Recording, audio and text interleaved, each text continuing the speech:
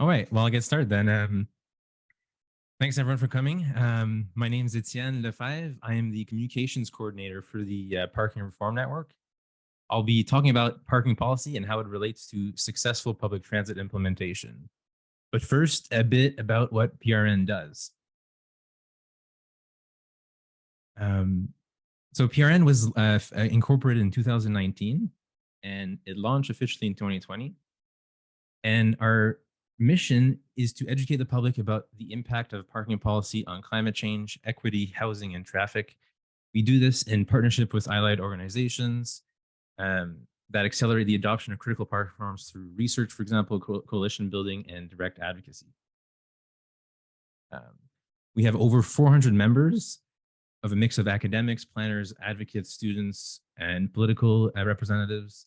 And one of the great things about our network is that we all share a Slack space and where we can build and share about recent parking reform news and help each other with local advocacy and organizing campaigns.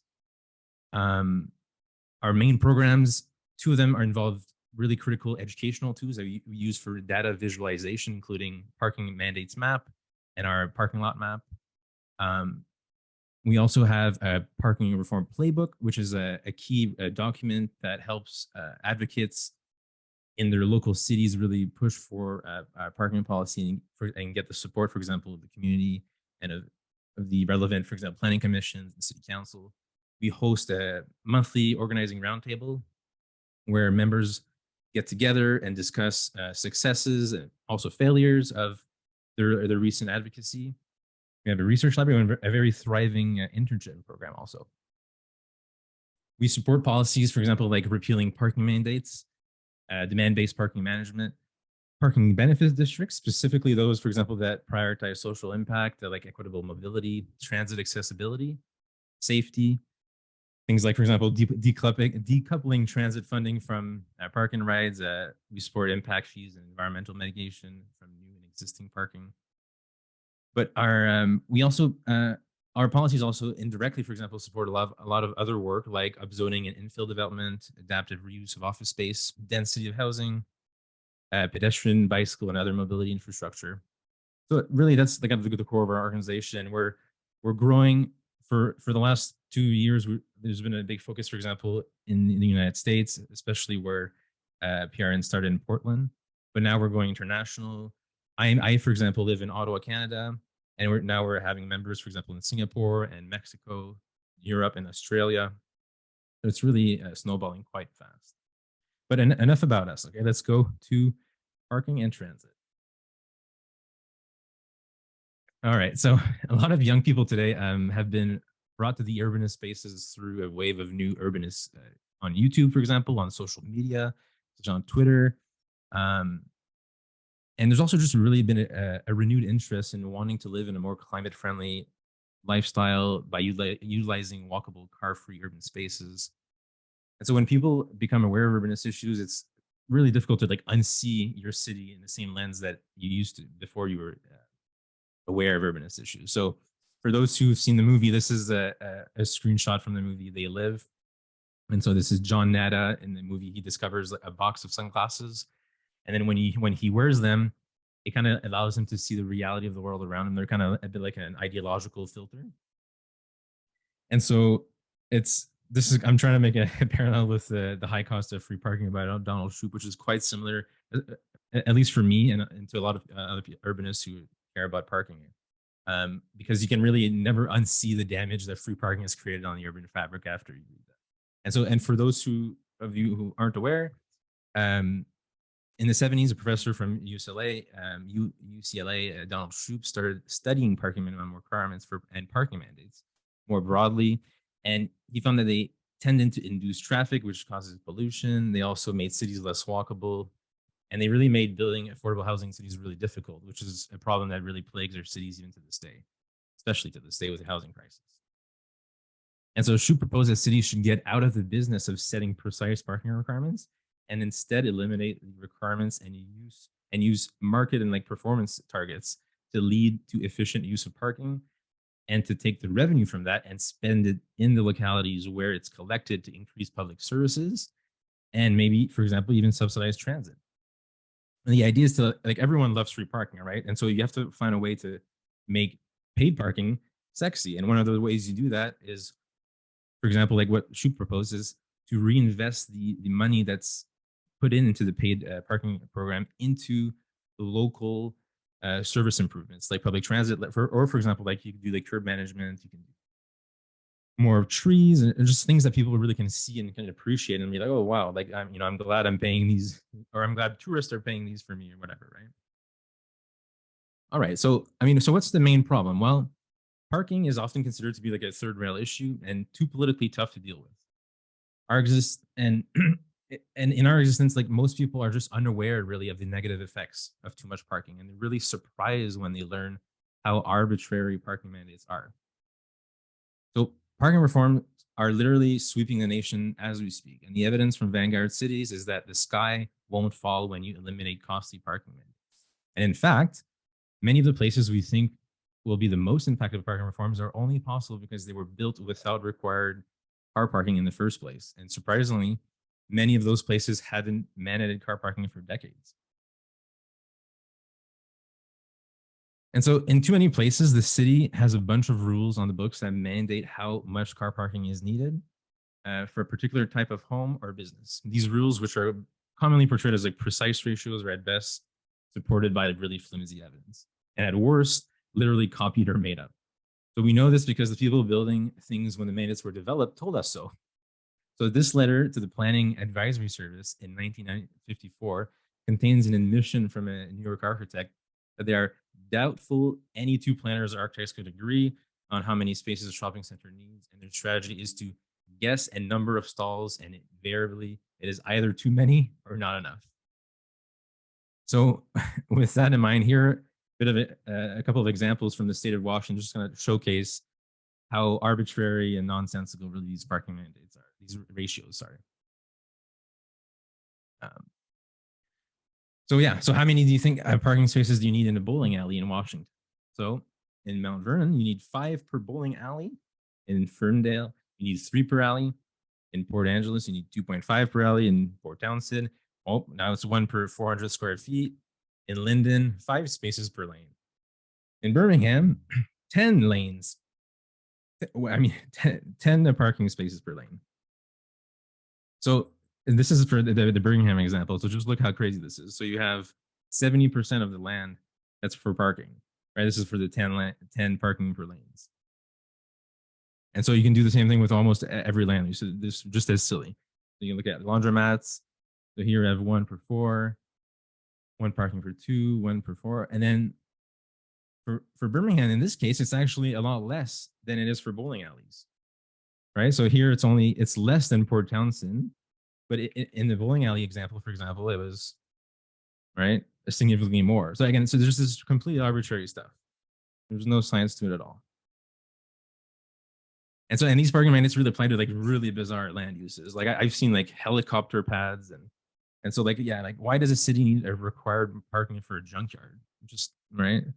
Why is that? And then there's even the more absurd stuff like in SeaTac, which is a suburb of Seattle, has one of the strangest rules I've seen. They have a parking mandate for butterfly moth breeding facilities, but not for ant farm facilities or warm bucket growing facilities, right? So so again, this can be funny, but really these parking mandates are really not much of a laughing matter. They really inflicted a lot of damage on our communities, and when they remain in the zoning code, they stand in the way of creating walkable, really equitable and sustainable communities. And parking mandates greatly reduce the effectiveness of other things we sorely need, like middle housing, better transit, and safer streets. So how much does all this parking really cost? Well, it can be really expensive. Cost, different studies, right? There's a big range, but generally it's between 30,000 and 50,000 a space is pretty common. And those costs are usually because they're bundled within the rents, right? Yeah. And parking requirements definitely contribute to sprawl. If those parking ratios are about, for example, like 1 space per 300 square feet, the parking lot will be bigger than the building itself, right? And so you see this a lot in most suburban developments. You see a tiny little fast food joint with like parking like 3 or 4 times the size. And So again, it's extremely inefficient from land use, very financially insolvent also from a city perspective. And so huge percentages of our cities and especially our downtown and city centers are set aside to store cars, right? So this is our new parking lot map that we released a month or two ago. And we looked at over 50 cities and how much of their central cities parking, and the results can be very sobering. Here's Columbus, Ohio, for example. 27% of all their downtown land is parking. Here we have Anchorage, Alaska, 30% parking. And these maps are like, they don't even highlight most underground parking. So parking that is part of an apartment, for example, or an office building, or even the massive area given to on-street parking. So again, how many parking spaces do we have in our cities? It's really hard to tell. This is kind of our best guess estimate from just surface data information. And it's almost literally too much to count, really. But one thing your average city will tell you is that you need more, obviously. There's never enough parking. So here we have Birmingham, Alabama. You can see from 1947 and then to today, and then with the overlay of the parking, 26%. That's really endemic to a lot of American cities and Canadian cities too. And so here, for example, is Portland, a city widely regarded as one of America's best larger cities for walkability and biking. And despite that, still 11% of all downtown Portland is surface lots and parking garages. And these downtown areas are likely to have less parking than commercial areas outside the city center. So yeah, so we have a lot of work to do, but there's a lot of progress being made.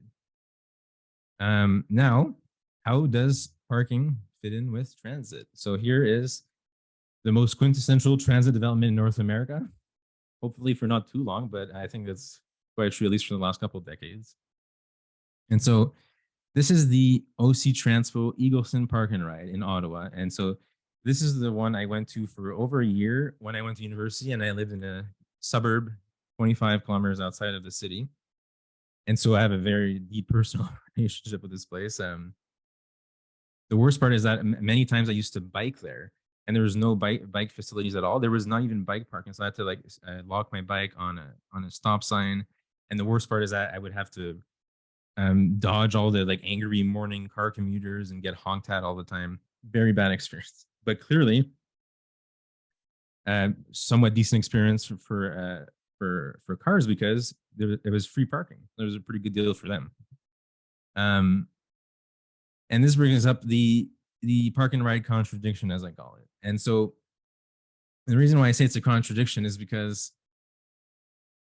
the whole point of a good transit system is that it increases the land value around transit stations, right? But the problem with park and rides is that oftentimes cities provide free parking, which really signals low land value. So you have an artificial pressure coming from city zoning to keep land value low, while naturally transit makes it high. So then again, so you have a lost utility in land value base.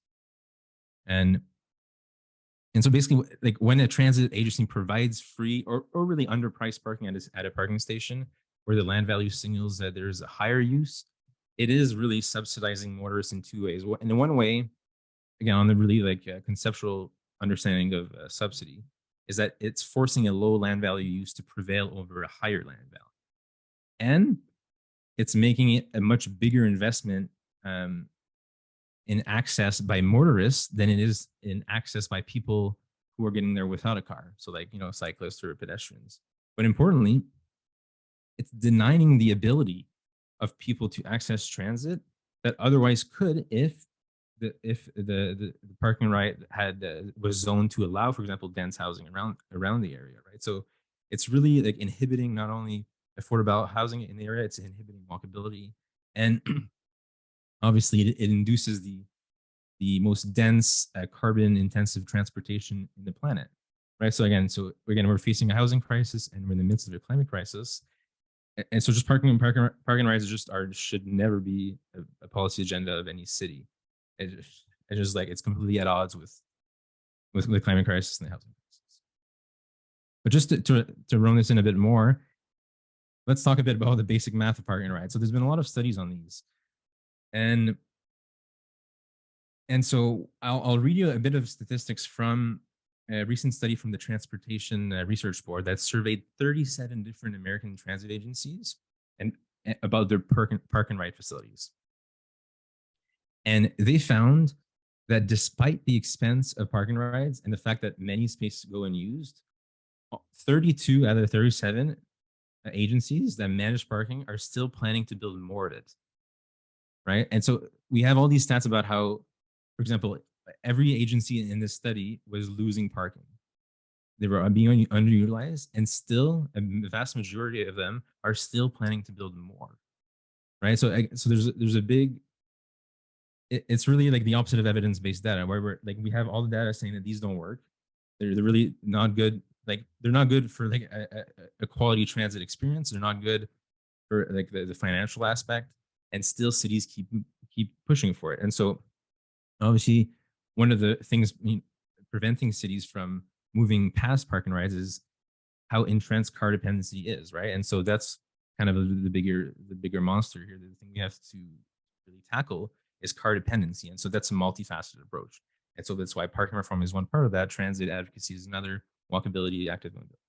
But so just to go through the math, what they found is that most agencies don't charge for parking. And so they found that only 67% of agencies, I'm sorry, 67% of all agencies didn't charge, for the majority. And of all the agencies that made parking free, 64% said they give parking away to boost ridership. And other reasons, for example, included for not pricing parking appropriately was public resistance, for example, to charging for parking, the cost of parking enforcement or paving technology, and concerns, for example, that if you were to price it at all, then people wouldn't use the park and ride. So again, these are all kind of concerns coming from an entrenched car dependent culture, but also a culture that has very little awareness about parking reform. And so that's where we can really thrive in educating the public on those issues. So this is also, I couldn't believe this when I was reading the studies, that literally all the transit agencies in this study were losing money on their parking rides. So some agencies did recover a bit more because they were charging some revenue, but overall they were still losing money. And like, for example, in the DC region, they got one of the highest rates of revenue back from the parking ride, but it was only 66% of what it spent that came back in. And so they were losing more than $20 million. And for example, the worst one was in North Carolina, where they recovered literally like they almost nothing. Sorry, give me a second. Just grab some water.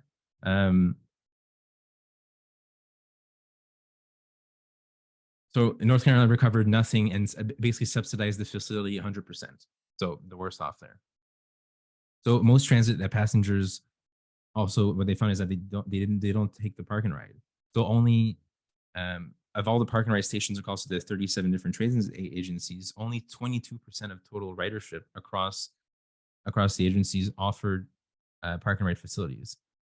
And even looking at if you look at just commuter rail and express bus services, the two modes really closely associated with park and rides, most passengers don't use parking. And for commuter rail, only 41% of passengers use the park and ride.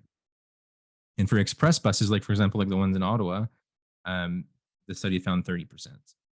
And so what we have really is like it's a park and rides really catered to a very small niche population of a city, usually ones that disproportionately use like the longer routes, and really usually there's people where the city is really subsidizing and they're not paying the full cost that they impose on the transit system. So it's again another reason why our park and rides are not financially solvent.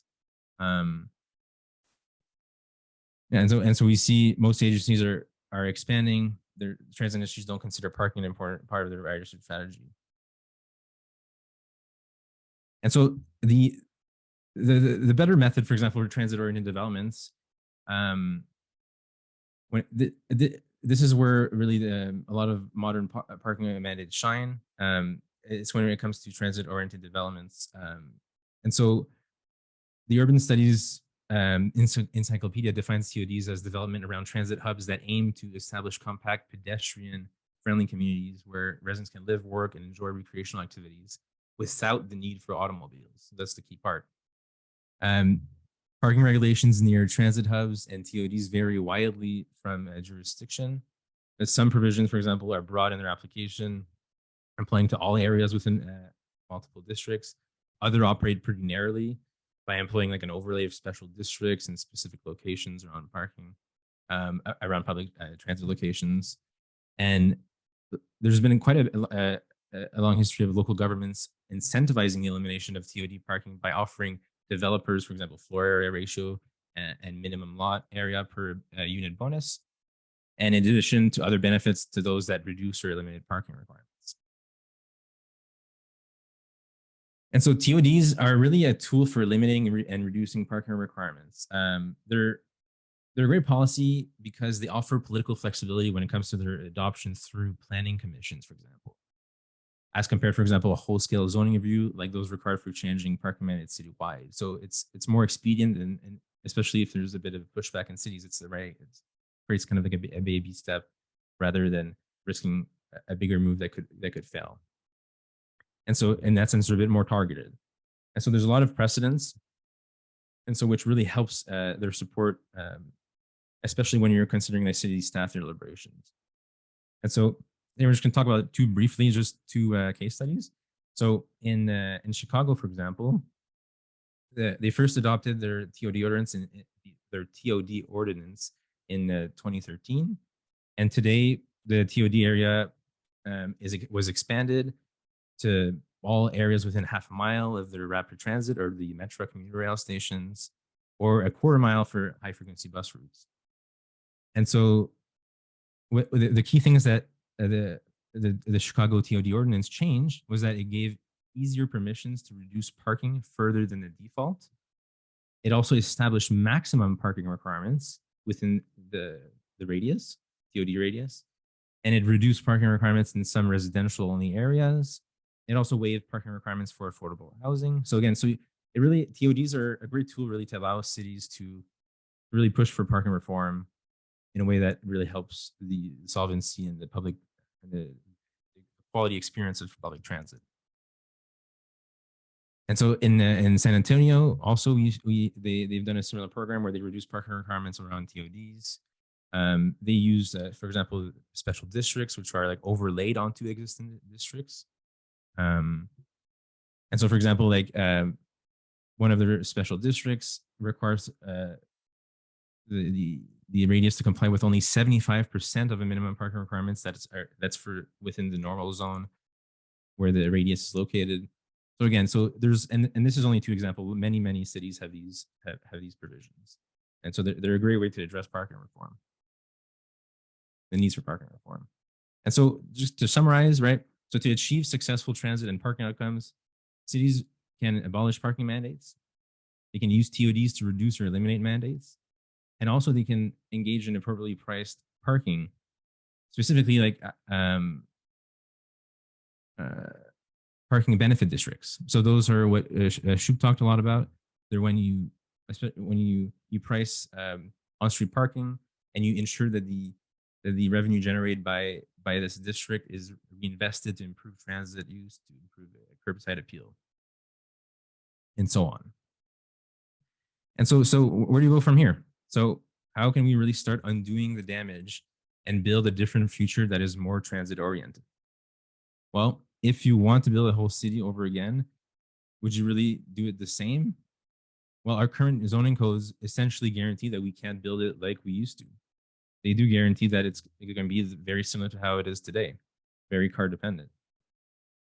So how should it grow, right? Like the picture on the left or the picture on the right?